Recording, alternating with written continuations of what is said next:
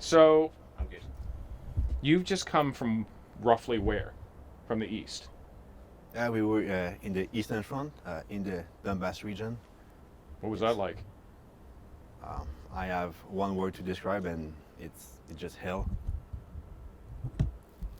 Yeah, hell. And why? Because every day you're getting casualties. Every day you're getting your friends getting killed, and it's days after days. And most of the missions, actually, of my my friends that they come from the Marines, from the States, it was just going to recover dead bodies of our friends that were killed in action from their previous patrol. So, yeah, it was life over there for us. What has been your main job there? For me, I was just used as a infantry soldier. Actually, I was paired up with the Canadian sniper Wally, so I was his teammate. So we were always together, and I was making sure to help him as much as I can, and I was always following him everywhere. I was carrying ammunition. Um, so yes, mainly that was my main job over there. Did you find yourself in direct contact? Oh yes. Oh yes. You want to take me through that? So you're not talking about just artillery. You're talking about direct contact. Right? So are we talking about just the east, or can I talk about You can talk about wherever you want. Yeah. Okay. Yeah. So I mean, me and Wally's first missions in European, it was to go into a apartment building and set up a sniper position from there. So we go up, we set ourselves, and then we start observing. And then maybe like 10 minutes after, it's like huge explosion. The building shakes, all the window breaks, and then I find myself on the ground. And I remember I said, "What the hell is that?" And then I just like crawl into like a safe room, you know. So we just got hit by a tank. He shelled the building just above us, like just like he missed us by like 3 meters. And then me and Wally, we meet in the room, and then after that, we started to get small arm fire to us. Uh, and then we got out of the building, and then after that, huge firefight. I haven't. That was my first firefight. We had the Russians. They were like 50 meters from us. Bullets flying everywhere, everywhere. We could not do anything, and they actually tried to surround us, right?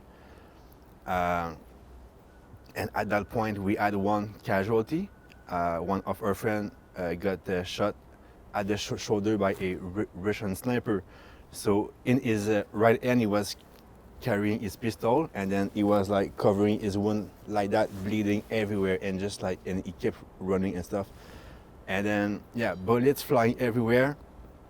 And then one of our Ukrainian friends said, "All right, like we have to get the hell out of it, because we were not controlling the situation. We were the one that got into fire." So anyway, like it was like total chaos, right? And then he shot. That guy saved our life. He shot RPG to the Russians, and it gives us enough time to just run for your life, right? And then I remember I was running, and then huge explosion just at my right. I think it was like mortar fire or something. Bullet just flying, and then we had came with vans, you know, like vans. So everyone get in the vans as soon as possible. So it was in the van. It was the guy that was shot, and then after that my friend Wally, and then after that me. But like we all had our kit on us, right?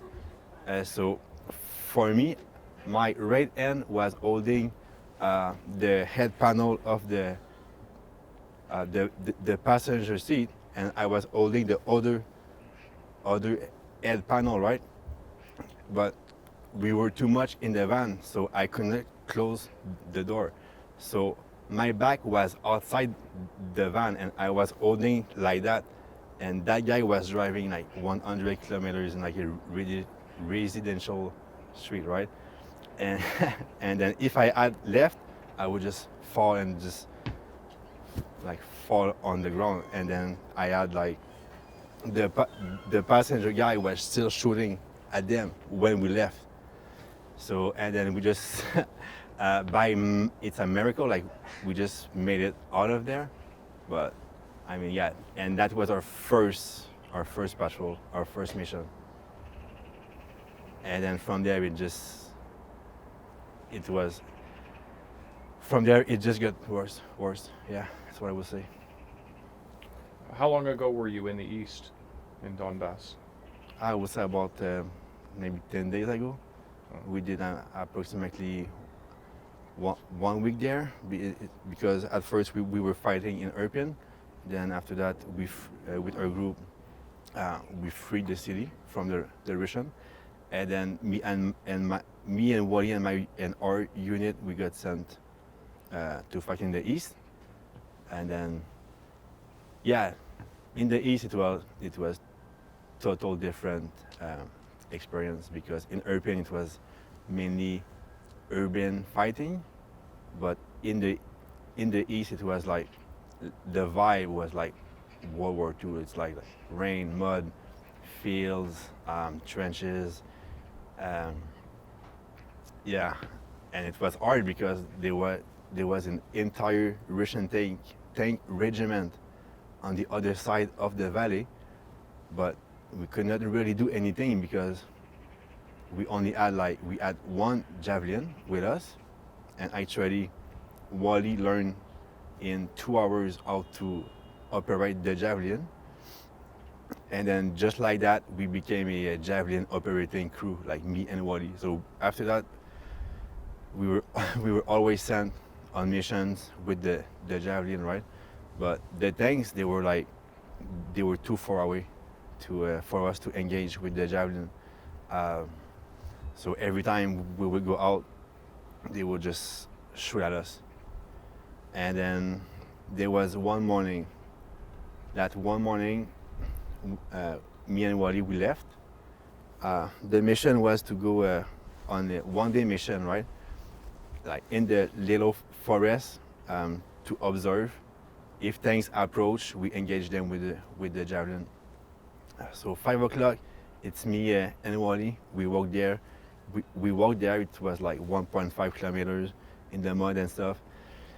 And then we arrived on our position, and there was like a trench, and there were already 2 of our friends, Ukrainian, in the trench, right? So Wally looked at me and he said, "Hey buddy, like, can you just stay in the trench?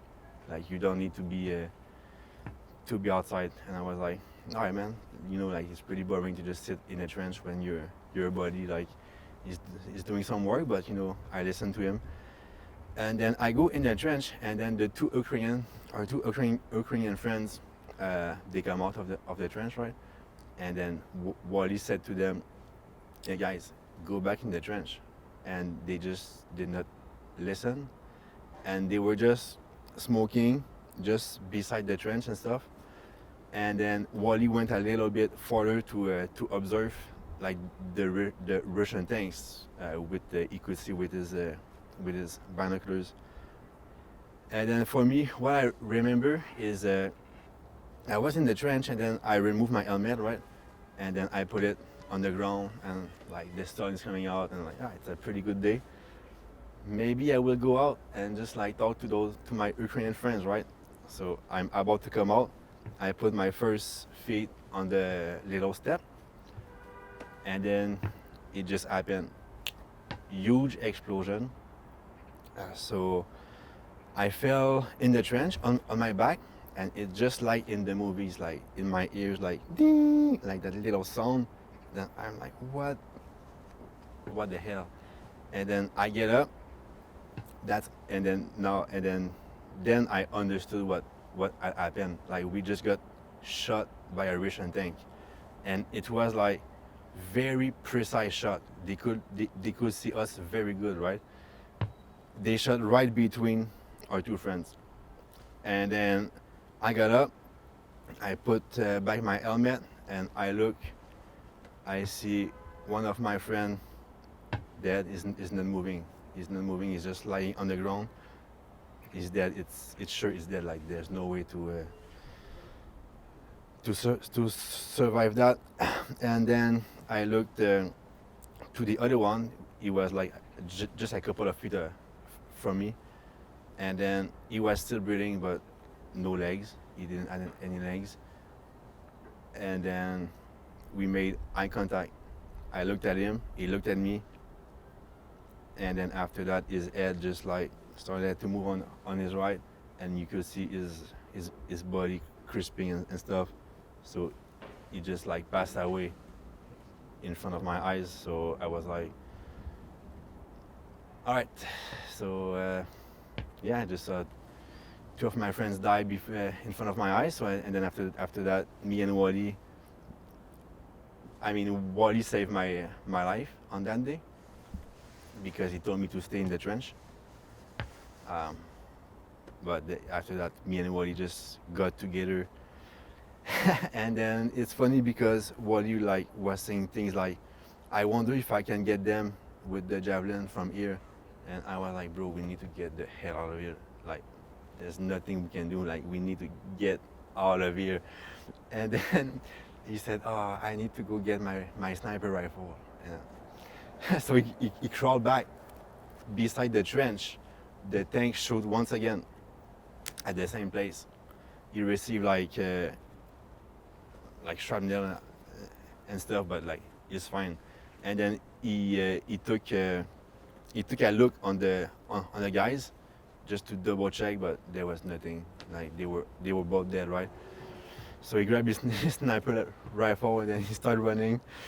And then we started to run, and then we heard the thing shooting again. And then we just went back to the base at that point. So yeah, that was my last patrol on the Eastern Front. Why are you here? So why? That's a good question.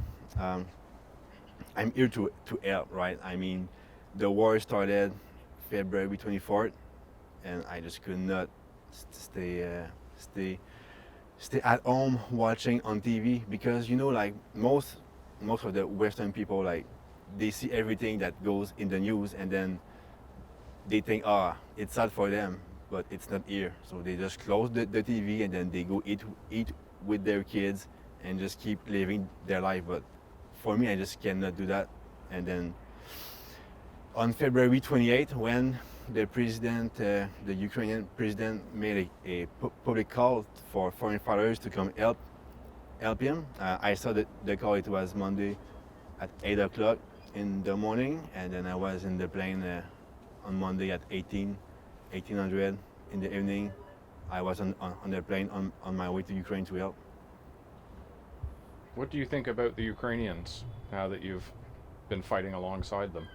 So they are total heroes. Like there is no words to describe their courage. They are very good fighters, and every single of them is ready to fight until death to save their country. So for us, we are lucky. We can always go back home and like try to live a normal life. But for them, no. Like they can, like their home is the one at war, so that they don't have any choice to keep fighting, no matter what happens. Speaking of back home, what do you say to your family? Votre famille. I'm saying I am sorry for like all the stress that I am giving you, but I think I have a job to do here. I want to do my part. I want to help those guys. So Yeah, and I hope they understand. Just one thing, it struck me because you wear the Canadian flag very proudly. Oui, Um, do you think Canada should be doing more? of course. Yes, sir. We are talking here about a country that has been invaded totally by an other country, right? And we are talking about civilians dying every day. In Mariupol, they had 10,000 civilians dying. 10,000 civilians dying. Like, I don't know if you realize. I was fighting in Irpin, and then we found mass grave in Bucha, right? So um, I understand that Ukraine is not part of NATO, right? But my feel is that the world has let down Ukraine in a whole. Just using the excuse, okay, Ukraine is not part of NATO, so we will just like sit back and watch, and good luck. And I mean, I would just like to say thank you for like money, weapons, and stuff. But at the end of the day, if NATO had stepped in, the war would have been done in like less than a week, right? And but because everyone sit back and watch, well, we are seeing all those civilians dying, and now it's day one of the war, and it's still not over. And even the president Zelensky himself, he said that the sanctions are not doing anything. Like, you know, like, thank you for the sanctions, but it's not gonna stop the war. It's not gonna do anything. What do we need? We need boots on the ground. We need troops. We need to unite together and help Ukraine. That's what we need. Prayers, I'm sorry, but it doesn't do anything. Money, yes, it helps. Armaments, yes, it helps. But at the end of the day, the Ukrainians are let alone to fight against Russia. We let the Ukrainians fight alone against Russia, and I don't have any words for this. I'm just so. That's why I had to come here to help them, because I feel that the world had let down the Ukrainians.